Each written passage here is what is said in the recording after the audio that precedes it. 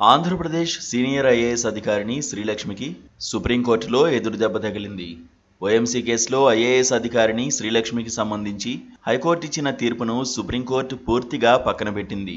3 నెలల్లో మరోసారి విచారణ జరపాలని, హైకోర్టు తీర్పుతో సంబంధం లేకుండా ఈ విచారణ చేయాలని ఆదేశించింది. 2022లో హైకోర్టు శ్రీలక్ష్మిని ఈ కేసు నుంచి డిశ్చార్జ్ చేయగా, ఆ డిశ్చార్జ్ పిటిషన్పై హైకోర్టు నిర్ణయాన్ని సుప్రీంకోర్టు తోసిపుచ్చింది. మరోవైపు ఓబుళాపురం అక్రమ మైనింగ్ కేసులో నిందితులకు సిబిఐ కోర్టు మంగళవారం శిక్ష విధించింది.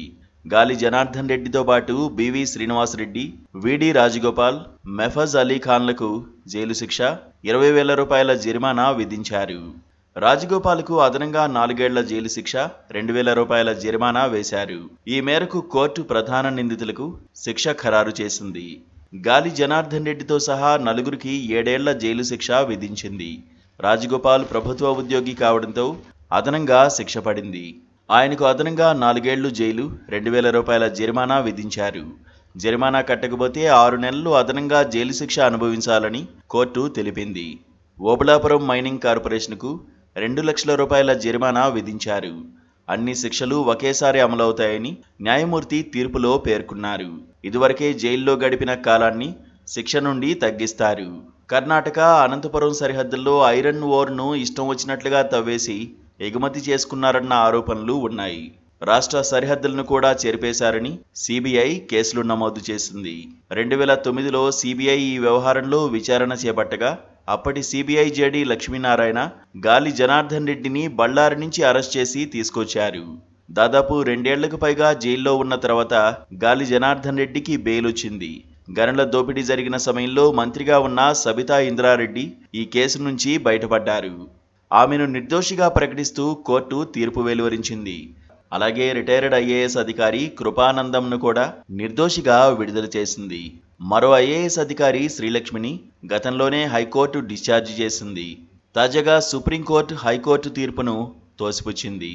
గాలి జనార్దన్ రెడ్డి, బివి శ్రీనివాసరెడ్డికి చెందిన ఓబుళాపురం మైనింగ్ కంపెనీకి 95 హెక్టార్ల ఇనుప ఖనిజం గనులను లీజుకు కేటాయిస్తూ 2007 జూన్ 18న వైఎస్ రాజశేఖర రెడ్డి నేతృత్వంలోని కాంగ్రెస్ ప్రభుత్వం ఉత్తర్వులు జారీ చేసింది.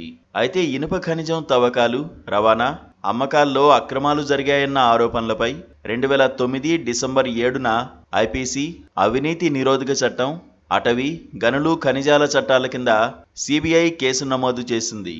లీజుల కేటాయింపులో గాలి జనార్దన్ రెడ్డి, బివి శ్రీనివాసరెడ్డికి అప్పటి గనుల శాఖ మంత్రిగా ఉన్న సబితా ఇంద్రారెడ్డి, పరిశ్రమల శాఖ కార్యదర్శులుగా చేసిన కృపానందం, శ్రీలక్ష్మి, డైరెక్టర్ రాజగోపాల్, లింగారెడ్డి సహకరించినట్లు సిబిఐ ఆరోపించింది.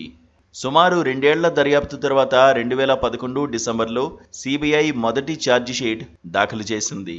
ఆ తర్వాత 2012 మార్చిలో శ్రీలక్ష్మిపై, 2013లో అలీఖాన్పై అనుబంధ ఛార్జిషీట్లు దాఖలు చేసింది. సబితా ఇంద్రారెడ్డి, కృపానందాన్ని మొదటి ఛార్జిషీట్లో సాక్షులుగా పేర్కొన్న సిబిఐ ఆ తర్వాత వారిద్దరూ నిందితులేనని తేల్చి 2014 ఏప్రిల్లో తుది ఛార్జిషీట్ వేసింది. ఐఏఎస్ అధికారి శ్రీలక్ష్మిపై కేసును 2022లో తెలంగాణ హైకోర్టు కొట్టివేసింది. హైకోర్టు తీర్పును సవాల్ చేస్తూ సిబిఐ సుప్రీంకోర్టులో పిటిషన్ దాఖలు చేయగా, ప్రస్తుతం హైకోర్టు తీర్పును పక్కనబెట్టింది. ఆ డిశ్చార్జ్ పిటిషన్పై హైకోర్టు నిర్ణయాన్ని సుప్రీంకోర్టు తోసిపుచ్చింది.